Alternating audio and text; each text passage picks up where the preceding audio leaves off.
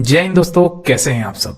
दोस्तों, मनाली से अगर आप रोहतांग जाना चाहते हैं तो वहां का जो प्रोसीजर होता है वो क्या है, कितना कॉस्ट आएगा, हमको कैसे वहां पहुंचना है और साथ ही साथ आपका वहां परमिशन कैसे मिलेगी, यानी कि जो भी वहां गाड़ियां जाती हैं या कार जाती हैं, बस जाती हैं, तो वो आपको किस तरीके से बुकिंग करनी पड़ेगी, ऑनलाइन परमिशन कैसे लेना पड़ेगा, ये सारी चीज मैं आपको बताऊंगा।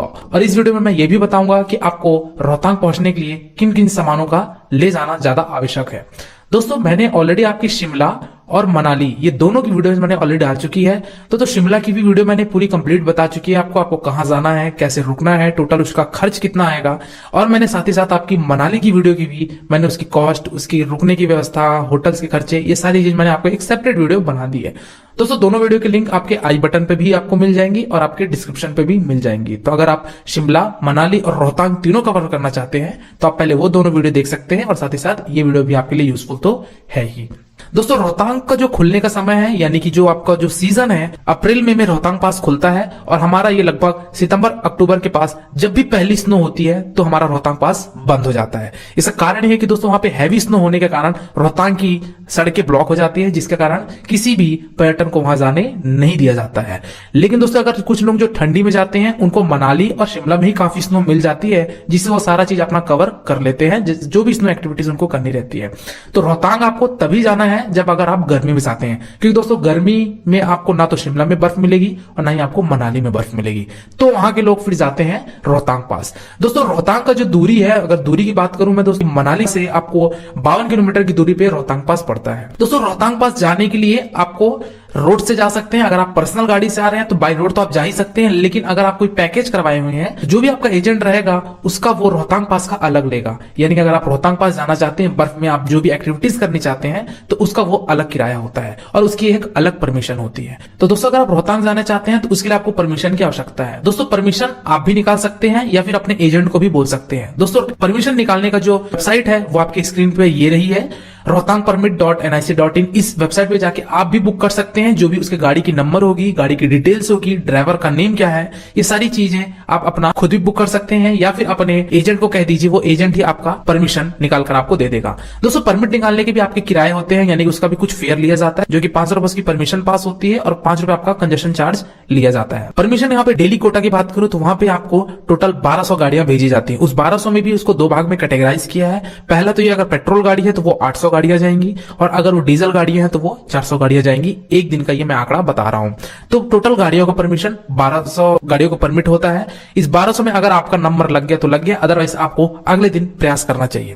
दोस्तों, मैं बात करूं यहाँ पे कि कितने दिन पहले हमको बुकिंग पोर्टल चालू हो जाएगा, तो ये आप जिस भी दिन जाएंगे उससे ठीक 6 दिन पहले ये पोर्टल ओपन हो जाता है। और मैं यही रिकमेंड करूंगा आपको कि आप 6 दिन पहले ही आप अपना बुकिंग करवा लीजिए, अदरवाइज आपको परमिट मिलने में थोड़ी सी परेशानी हो सकती है। दोस्तों, आप जब भी रोहतांग जाइए बस एक चीज का जरूर ध्यान रखिएगा कि आपको ट्यूसडे को नहीं जाना है। ट्यूसडे को वहां पे मेंटेनेंस होती है, क्योंकि रोड में लैंडस्लाइड हो जाती है, बर्फ ज्यादा आ जाती है, जिसके कारण वहां पे मेंटेनेंस का कार्य चलता है। इसलिए ट्यूसडे को रोहतांग को क्लोज रखा जाता है। दोस्तों, जो भी परमिशन है आपकी, जो गाड़ी की परमिट निकालेंगे, ये परमिशन आपका जब आप मनाली से रोहतांग के लिए बढ़ेंगे तो मनाली से आपको 20 किलोमीटर के बाद एक पड़ेगा आपको गुलाबा चेक पोस्ट। उस चेक पोस्ट में आपकी गाड़ी की परमिशन चेक होगी, उसके बाद आपको आगे परमिट दी जाती है कि आप रोहतांग के लिए रवानगी लीजिए। समय लगता है वो लगभग आपको 2 घंटे के आसपास, 2-2.5 घंटे लग जाते हैं आपको रोहतांग पहुंचते पहुंचते। अब हम बात कर लेते हैं कौन से सीजन में हमको रोहतांग जाना ज्यादा उचित रहेगा। दोस्तों, अगर आप अप्रैल, मई और जून ये 3 महीने में अगर आप रोहतांग जाना चाहते हैं तो आपको काफी ज्यादा लंबी कतार देखने को मिलेगी और साथ ही साथ आपको परमिशन निकालने में भी थोड़ी सी समस्याएं हो सकती हैं, क्योंकि यहाँ पे रश बहुत ज्यादा होता है। मई सीजन, अप्रैल सीजन, ये जो सीजन होते हैं दोस्तों, पीक सीजन होते हैं, क्योंकि वैकेशन का समय होता है, जिससे आपको परमिट मिलने में काफी ज्यादा परेशानी होती है और जाम की समस्या भी आपको रास्ते में देखने को मिलेगी। तो अगर आप रोहतांग 2 घंटे 2.5 घंटे में जो आप ये ऑफ सीजन में पहुंच रहे थे, तो अगर आप वही अप्रैल में के समय में जाएंगे तो ये आपको लगभग 5 घंटे भी लग जाते हैं। दोस्तों, अगर आप रोहतांग के लिए जब भी आप निकलते हैं तो मैं यही रिकमेंड करूंगा कि आप एकदम अर्ली मॉर्निंग निकलिए। अगर मैं बात करूं अप्रैल में, जून में अगर आप निकलते हैं, यानी कि पीक सीजन में निकलते हैं, तो आप कोशिश ये करिए कि आपको सुबह के 2 से 3 बजे आपको निकलना पड़ेगा, तभी आप वहां रोहतांग पहुंच पाएंगे। नहीं तो अगर आप सुबह निकलेंगे 5-6 बजे या 7 बजे निकलेंगे तो वहां पे आप डेफिनेटली जाम के शिकार हो सकते हैं, क्योंकि वहां पे जाम बहुत ज्यादा लग जाता है, क्योंकि काफी ज्यादा भीड़ होती है उस समय पे। दोस्तों, अगर वही बात करूं, अगर आप जून के बाद जाते हैं, यानी जुलाई, अगस्त, सितंबर, इस महीने में अगर आप जाते हैं तो फिर आपको 5 से 6 बजे भी अगर आप निकलते हैं तो आराम से आप रोहतांग का पूरा ट्रिप कवर कर सकते हैं। दोस्तों अगर मैं बात करूं रोहतांग का बेस्ट समय है, अगर आप बर्फ देखना चाहते हैं, रोहतांग जाना है, तो आपको वो सीजन है आपका अगस्त या फिर सितंबर। ये 2 महीने जाइए क्योंकि उसके बाद तो रोहतांग क्लोज हो जाएगा। तो अगस्त सितंबर में थोड़ी सी वर्षा तो होती है क्योंकि अगस्त में थोड़ा बहुत मानसून का समय रहता है, लेकिन आराम से आप 2 घंटे में कवर करके आ सकते हैं, परमिशन भी मिल सकती है, और साथ ही साथ मेन पॉइंट कि गाड़ी का किराया काफी ज्यादा कर देते हैं अगर आप वहां एजेंट से बुक करवाते हैं।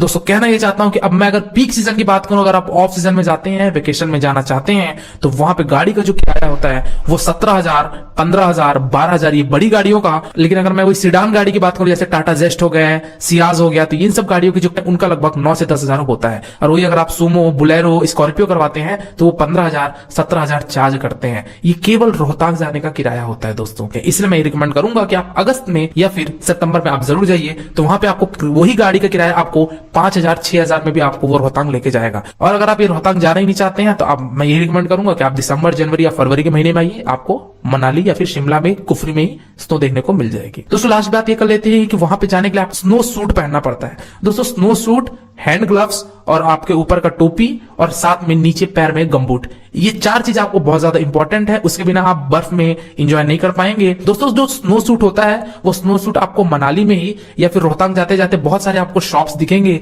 वहां से शॉप से आप स्नो सूट ले लीजिए। दोस्तों वो पूरा आपको कंप्लीट सूट देते हैं, यानी कि आपको स्नो सूट देंगे, गमबूट देंगे और हैंड ग्लव्स देंगे। दोस्तों ये फेयर वो लोग कुछ शॉप में 200 रुपए में मिल जाता है, कुछ शॉप में 250 रुपए मिल जाता है। ये अलग अलग थोड़ा सा वेरिएशन होती है प्राइस की, तो वहां से आप ले सकते हैं। रोहतांग पास आपको जब भी जाना है तो आप वो चीज ले लीजिए और अपना अब रोहतांग में स्नो का एक भरपूर आनंद उठाइए।